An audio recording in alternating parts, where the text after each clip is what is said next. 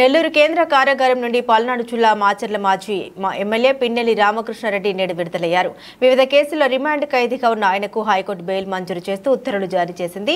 ఈ ఉత్తర్వుల కాపీని ఈ రోజు ఉదయం ఆయన న్యాయవాదులు కేంద్ర కారాగారంలో అందజేశారు. దీంతో అధికారులు ఆయన్ను విడుదల చేశారు. జైలు నుండి విడుదలైన పిన్నెల్లి రామకృష్ణారెడ్డికి మాజీ మంత్రులు కాకాని గోవర్ధన్ రెడ్డి, అనిల్ కుమార్ యాదవ్లు స్వాగతం పలికారు. ఈరోజు ఉదయం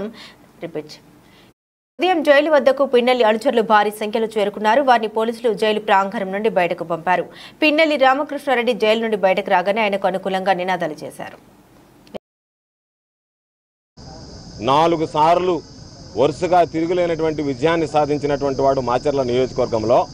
అటువంటి వ్యక్తిని ఈరోజు ఉన్న కేసులు లేని కేసులు బనాయించి జైల్లో పెట్టడం అనేటువంటిది దుర్మార్గమైనటువంటి చర్యగా మేమందరం అభిప్రాయపడుతున్నాం. వైఎస్ఆర్ కాంగ్రెస్ పార్టీ శ్రేణులకి ఎవరికి కూడా మేము చంద్రబాబు నాయుడు ఏదైనా మాట్లాడినా, ఏదైనా వైఎస్ఆర్ కాంగ్రెస్ పార్టీకి అనుకూలంగా వ్యవహరించినా కేసులు పెట్టాలా, వాళ్ళని జైల్లో